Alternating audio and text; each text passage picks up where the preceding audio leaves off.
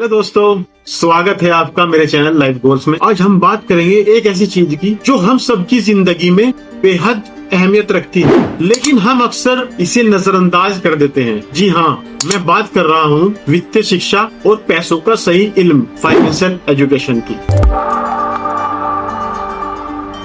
तो दोस्तों, आज की इस वीडियो में मैं आपको किसी जादुई टिप्स या ट्रिक्स के बारे में नहीं बताऊंगा कि अगर आप ये करेंगे तो आप अमीर हो जाएंगे, या अगर आप वो नहीं करेंगे तो आप गरीब रह जाएंगे। इस वीडियो का मकसद है आपको उस बीमारी के बारे में बताना जिससे ज्यादातर मिडिल क्लास लोग मुतासिर प्रभावित होते हैं। इस बीमारी का पता लोगों को तब चलता है जब उनकी जिंदगी का बड़ा हिस्सा बीत चुका होता है। जब वे 60-70 साल के हो जाते हैं तब उन्हें एहसास होता है कि उनकी जिंदगी में क्या कमी रह गई। ज्यादातर लोग सोचते हैं कि फाइनेंशियल एजुकेशन सिर्फ अमीर लोगों के लिए होती है, लेकिन मेरे भाई सच्चाई ये है कि ये हर इंसान के लिए जरूरी है, चाहे आप मिडिल क्लास से हो या वर्किंग क्लास से, चाहे आप कितना भी पैसा कमा लें। अगर आपको पैसों का सही ढंग से मैनेज करना नहीं आता तो आप कभी भी फाइनेंशियल फ्रीडम हासिल नहीं कर पाएंगे। दोस्तों, मुझे भी इस बीमारी का एहसास बहुत देर से हुआ। इस बीमारी का नाम जानने से पहले मैं आपको एक कहानी सुनाता हूँ जिसमें आप शायद खुद को महसूस कर पाएंगे। यह कहानी है दो लड़कों की, सुनोगे? बहुत अच्छी कहानी है। दोनों का नाम रोहन है।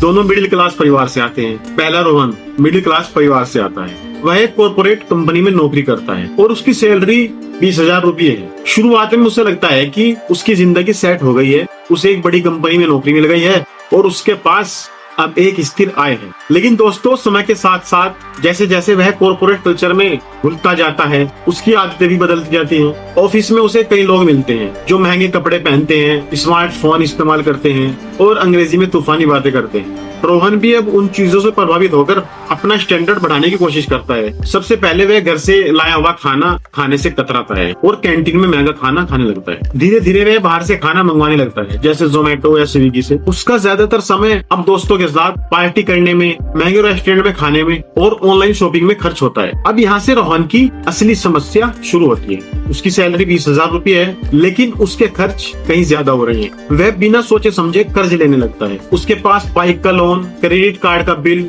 और दूसरी कई चीजों के लिए EMI होती है। लेकिन उसकी लाइफ स्टाइल में कमी नहीं आती, बल्कि जैसे जैसे उसकी सैलरी बढ़ती है उसके खर्च भी बढ़ते जाते हैं। कुछ सालों बाद जब रोहन की शादी हो जाती है तब स्थिति और भी गंभीर हो जाती है। जब उसे सिर्फ अपने लिए नहीं बल्कि अपनी पत्नी और बच्चे के लिए भी खर्च करना होता है। घर का किराया, कार का लोन, बच्चों की स्कूल फीस, इन सभी खर्चों से वह बुरी तरह दब जाता है। उसकी सैलरी भले ही बढ़ गई हो, लेकिन उसके खर्च उससे भी तेजी से बढ़े हैं। तो भाई अब रोहन मानसिक तनाव में रहने लगता है। ऑफिस में उसकी प्रोडक्टिविटी गिरने लगती है और घर पर उसका गुस्सा बढ़ता जाता है। छोटी छोटी बातों पर अपनी पत्नी से झगड़ा करता है और कई बार अपने बच्चे पर भी हाथ उठा देता है। उसकी जिंदगी अब एक तनावपूर्ण और बोझिल दिनचर्या में बदल चुकी। लेकिन अब इस कहानी का दूसरा हिस्सा देख।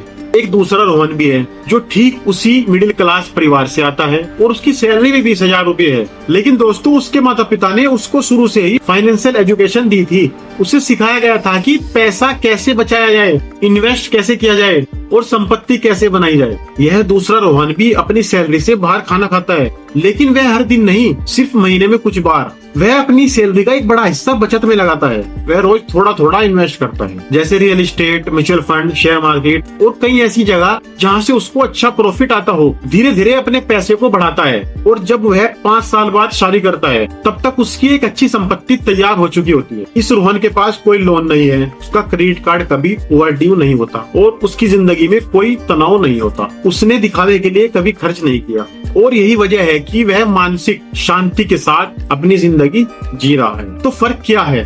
पहला रोहन अपने खर्चों को कंट्रोल नहीं कर पाया। वह दूसरों के सामने अच्छा दिखने के चक्कर में फंस गया और कर्ज में डूब गया। वहीं दूसरा रोहन आर्थिक रूप से जागरूक था। उसने अपने पैसों को सही जगह इन्वेस्ट किया और एक स्थिर भविष्य, स्टेबल फ्यूचर बनाया। तो मेरे भाई, अब यहाँ से हमें क्या सीख मिलती है? सबसे पहली बात, वित्तीय शिक्षा की कमी हमारे समाज में सबसे बड़ी समस्या है। मिडिल क्लास में बच्चों को पैसों की अहमियत नहीं सिखाई जाती।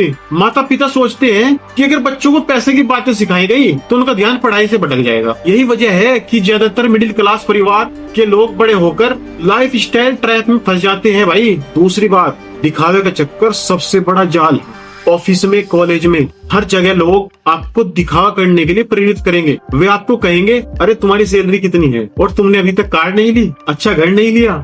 ये वही लोग होते हैं जो खुद कर्ज में डूबे होते हैं, उनके बैंक बैलेंस खाली होते हैं, लेकिन वे बाहर से एक आलीशान जिंदगी जीते हुए दिखाई देते हैं। मेरे भाई दोस्तों, असली अमीरी दिखावे में नहीं है, असली अमीरी है आर्थिक स्वतंत्रता, इकोनॉमिक फ्रीडम में। इसका मतलब यह नहीं है कि आप बहुत अमीर बन जाएं, बल्कि इसका मतलब है कि आपको अपनी रोजमर्रा की जरूरतों के लिए पैसों की चिंता न करनी पड़े।